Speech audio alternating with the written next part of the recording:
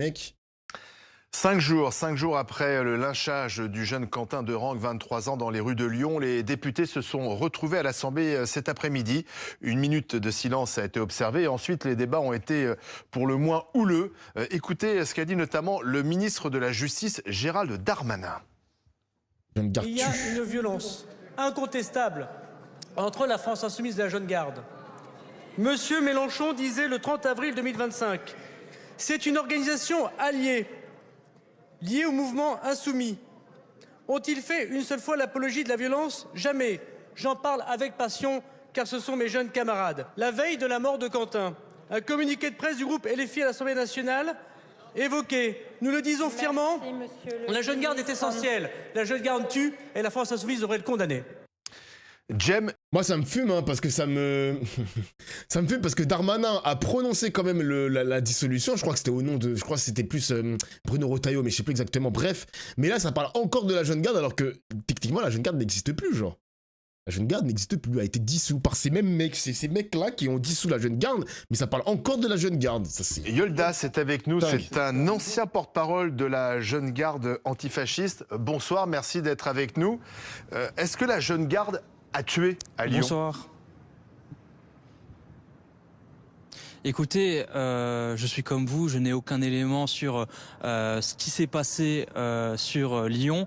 Les seuls éléments que j'ai, c'est ceux que j'ai vus dans la presse, notamment chez TF1 et chez BFM TV et sur les réseaux sociaux.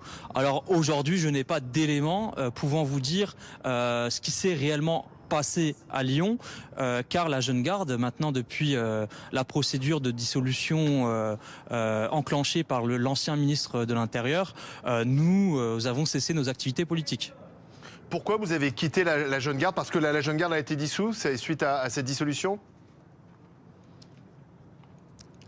Alors moi, je n'ai pas quitté la Jeune Garde.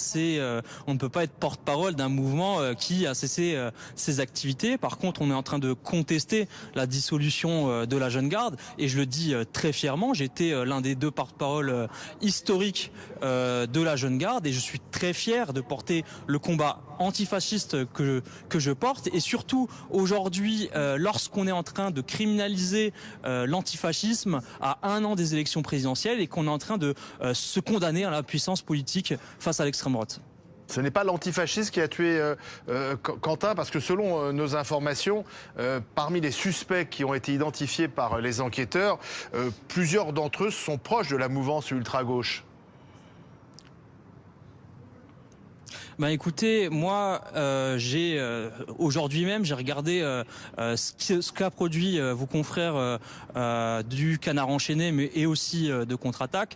Et ce qu'on voit, c'est que le récit majoritaire qui a été transmis dans les médias, c'est que il ne s'agissait pas d'un lynchage ou d'un guet-apens organisé, mais d'un affrontement en 2 groupes, un groupe d'antifascistes et un groupe de fascistes. Aujourd'hui, la Jeune Garde ne peut pas être tenue responsable de ce qui s'est passé, parce que la Jeune Garde a cessé ses activités. Mais si vous me demandez aujourd'hui si des personnes membres de qui ont été membres de la Jeune Garde ont participé à cette confrontation, je ne peux pas vous le dire, parce que aujourd'hui, je suis... Laurent Wauquiez, invité, il y avait Mario Maréchal ce matin, et là c'est le défilé de l'extrême droite et de la droite, les mecs, hein. Là, ils vont se donner à cœur joie. Après, ça va, les médias jouent le jeu parce qu'ils invitent quand même des membres de la France Insoumise et tout. Mais ils vont se donner à cœur joie sous Jean-Luc Mélenchon, les mecs, hein. Faut tellement être solide dans les moments comme ça. Faut tellement être solide. Concentré sur une campagne municipale, et je n'ai pas de lien particulier Le défilé des bouffons avec décérébrés, l'ensemble je te des jure. militants. Oui, mais ce mouvement se voulait être un mouvement d'autodéfense. Quand on voit les images de la mort de Quentin, c'est pas l'autodéfense. On voit plusieurs personnes qui s'acharnent sur quelqu'un qui est à terre, donc sans défense du coup, et il est frappé plusieurs fois, notamment à la tête, donc avec une volonté de faire très mal. C'est ce que vous aviez appris lorsqu'il y avait ces camps d'entraînement de la Jeune Garde organisés? Écoutez, vous avez 1000 fois raison sur le fait qu'on ne lâche pas un homme à terre sans défense. Cependant, ce qu'il est important de rappeler, c'est qu'il s'agissait d'une confrontation et que vos confrères du Progrès, l'un des journalistes qui a été témoin de la scène, rapporte que Quentin, lorsqu'il allait retrouver Quentin qui était inanimé au sol, il était cagoulé. Il a par conséquent participé lui-même à cet affrontement. Mais ensuite, vous me parlez de camp d'entraînement de la Jeune Garde, mais excusez-moi, la Jeune Garde, ce n'est pas une organisation paramilitaire d'Amérique latine ou du Moyen-Orient. Ce n'est pas une milice ou le FPLP. Ce n'est pas une milice. On s'est justement créé afin de répondre à la violence de l'extrême droite. Parce qu'à Lyon, oui, mais par la violence de violence, l'extrême droite, ce qu'on ne comprend pas, c'est que oui, mais vous voulez répondre à la violence par la violence. Écoutez, monsieur. Non, on ne veut pas répondre à la violence par la violence, mais on n'est pas des lapins de 6 semaines. Mais pourquoi Raphaël Arnaud a été condamné pour violence volontaire? Au niveau de l'État, il y a une inaction. Excusez-moi, monsieur, est-ce que je peux continuer mon propos? Aujourd'hui, il y a une inaction au niveau de l'État. L'État ne fait rien contre la violence de l'extrême droite. On peut voir à Saint-Brévin où un maire de centre droit s'est vu brûler sa maison par des milices d'extrême droite. Ou dans les Vosges, un militant insoumis s'est vu brûler sa maison. Qu'a fait l'État? Rien. Aujourd'hui, les milices d'extrême droite pullulent dans la rue. Le terrorisme d'extrême droite est l'une des principales menaces en France depuis 10 ans. Je veux dire, les meurtres racistes, les meurtres d'extrême droite, ils sont en pleine augmentation. On a eu à Rambourg, et ça justifie ce qui s'est passé à Lyon. Hichem Meraoui, on a eu mais bien entendu que non. Mais je suis en train de contextualiser et on ne peut pas déresponsabiliser l'extrême droite et le gouvernement qui porte une responsabilité historique, une responsabilité énorme. Il a raison, je suis désolé, il a raison. On ne peut pas simplement dire aux mouvements sociaux, aux mouvements antifascistes. En fait, le gouvernement pense que ça va se calmer, ce n'est qu'une tendance, ça va se calmer, il y aura de moins en moins de groupes d'extrême droite, des groupes d'extrême gauche aussi qui vont s'affronter. Ça va finir par passer comme ça va disparaître comme le vent. Arrêtez d'être débile, le gouvernement, s'il vous plaît, genre. Ne vous défendez pas face à l'extrême droite. Il faut que les pouvoirs publics ils sont jamais responsables de quoi que ce soit, les macronistes. C'est pour ça qu'aujourd'hui, je demande officiellement la dissolution de Némésis, qui est grandement responsable de nombreuses violences et qui est responsable de ce qui s'est passé à Lyon. Ah bah non, Némésis ne peut pas être tenu pour responsable de la mort de leur camarade. Là, vous inversez totalement les choses. C'est-à-dire que si. la victime devient l'agresseur. Parce que c'est leur milice qui ont attaqué. Excusez-moi, monsieur, mais les faits sont tenaces. Les faits sont tenaces. Les faits que vous rapportez, pour l'instant, n'ont pas été confirmés par le procureur. Qui est venu au contact. Écoutez, les faits sont tenaces et on verra bien devant la justice. Et moi, je fais confiance à ce qui va se passer. On est en train d'avancer. Le récit de Némésis est en train de tomber point par point, pied par pied. Excusez-moi.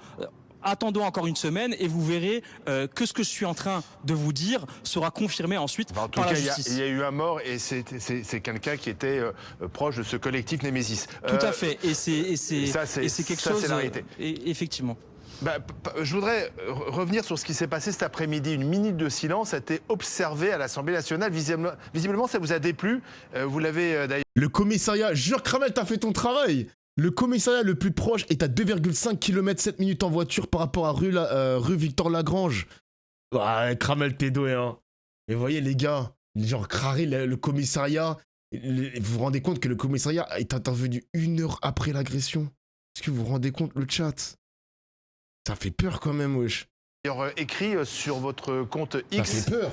Pourquoi? Je lis simplement ce que vous avez écrit pour nos téléspectateurs. Vous avez dit: est-ce que les députés devront tendre le bras pour rendre hommage pleinement à Quentin? Alors, tout simplement parce que c'est la première fois depuis 1944 où l'Assemblée nationale, la représentation nationale, rend hommage à un militant d'extrême droite. Et ce genre d'hommage, normalement, un citoyen français qui est mort. ne sont pas faits pour des faits divers. Excusez-moi, on n'a pas fait 2 minutes de silence pour Hichem Meraoui, tué par un fan de Jean-Marie Le Pen. On n'a pas fait 2 minutes de silence pour... Mais on avait fait 1 minute de silence pour Clément Méric il y a 12 ans. tués par le GUD et notamment par des proches de Marine Le Pen. Excusez-moi. Donc et c'est-à-dire on n'a qu'attendez, pas vous fait dites que les de minute de députés silence qui ont pour rendu hommage... Rémi Fraisse. Attendez, Pour Rémi Fraisse. vous dites que les députés qui ont rendu hommage, et d'ailleurs les députés de gauche ont également observé cette minute de silence. Hein. On voit sur les images François Ruffin et des membres de la France Insoumise observer cette minute de silence.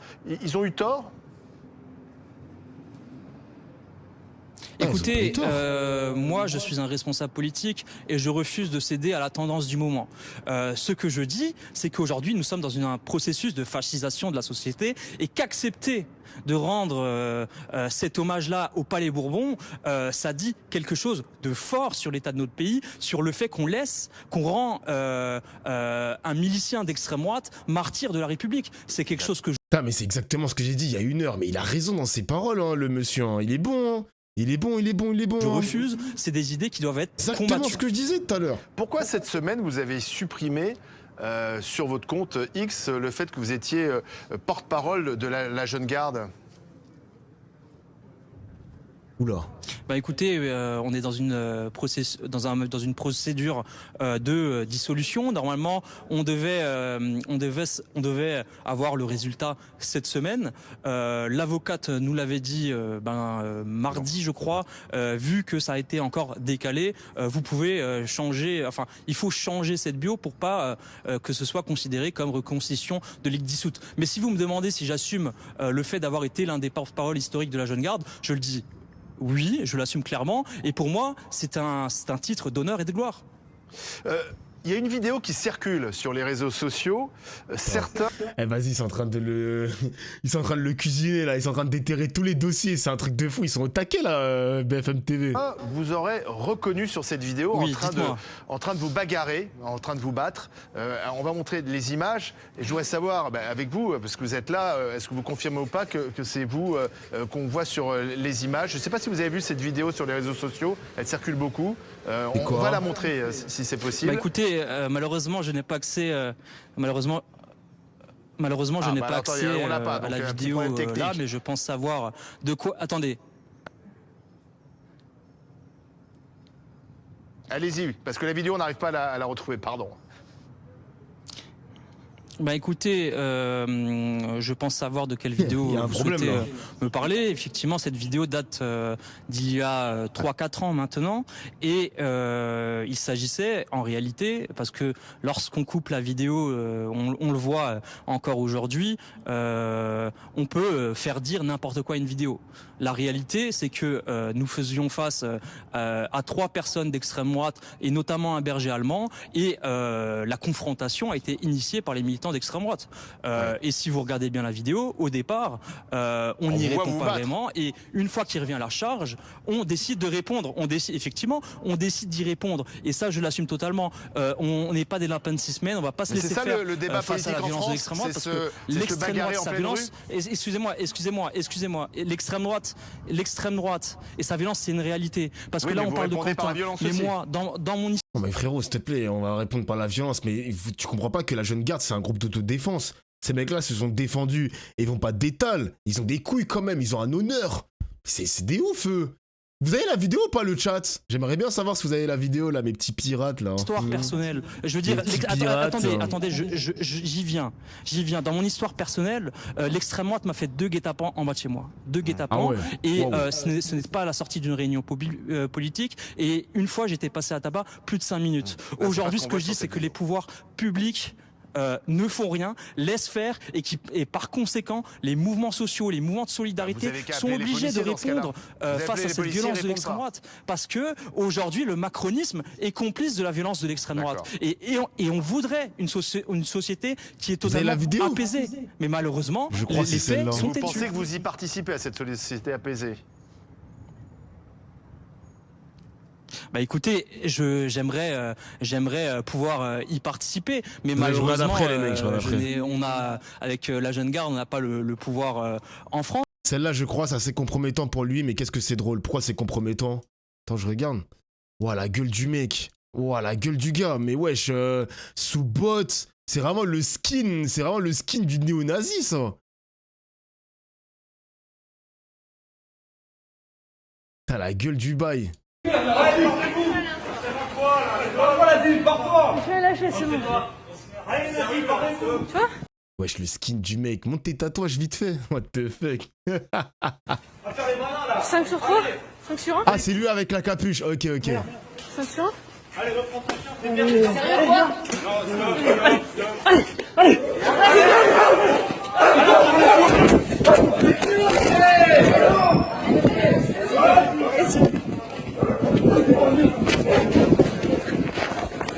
Vas-y, la vidéo, frère, mais filmez bien, pitié, je vous en supplie. Supplie. Il a mis une chiquette. Il a mis une chiquette, wesh. Il s'auto-défendait. Mais là, il vient de t'expliquer dans la vidéo, enfin dans le truc BFM TV, qu'on n'a pas le contexte avant. Ce qui est marrant, c'est que vous voulez toujours les mecs de droite veulent toujours le contexte dans la vidéo parce qu'on ne voit pas tout, mais quand c'est pour la gauche, ils ne veulent pas le contexte. Les gars, vous vous arrêtez juste sur une vidéo donnée, vous vous dites pas ce qui s'est passé avant et après. Là, comme par hasard, vous voulez plus le contexte. Ah, les gars, un peu de sérieux, la droite, un peu de sérieux quand même. Ah, come on, bro. Je pense que si nous voulons une société apaisée, il faut fermer les locaux d'extrême droite, il faut combattre le terrorisme Je viens de d'extrême droite, t'expliquer qu'il y avait une bagarre juste avant. dissoudre les ligues fascistes comme Némésis, comme Luminis, et comme il faut empêcher l'extrême droite de défiler à Paris en faisant des e-gails. À un moment donné, c'est ça la réalité politique en France. On est en train de tout faire pour que l'extrême droite arrive au pouvoir dans notre pays, et ça, c'est tout bonnement inadmissible. Merci Jem Yoldas d'avoir été en direct ce soir. Après oui, les gars, aux yeux de la justice, c'est pas la même chose. Je suis bien d'accord avec vous, les mecs. Il y a aucun problème là-dessus. Hein. Mais les gars, vous prenez trop de pincettes. Vous voyez, c'est ça que les médias veulent absolument. C'est de faire en sorte que ces mecs-là deviennent mainstream. Les néo-nazis, les mecs qui ont des idées hyper racistes, islamophobes, xénophobes. C'est ça. Ils veulent faire en sorte que les personnes que vous avez vues sur la vidéo, là, le mec crâne rasé et tout, deviennent mainstream. Les Quentin Déran deviennent mainstream. Les groupuscules d'extrême droite deviennent mainstream. Mec, c'est pas normal, genre. C'est pas normal. Vous dites, ouais, il mérite pas ça, ouais, là, il est en 5 contre 1, etc. Wesh, on parle quand même d'un putain de facho, les gars, pitié, genre. On parle d'un putain de facho. Come on, bro. C'est quoi ça? On est où, là? Avec nous. Merci à vous. Merci. On peut dire un mot peut-être de ce qui s'est passé à Amandine Atalaya. Donc Bon, enfin bref.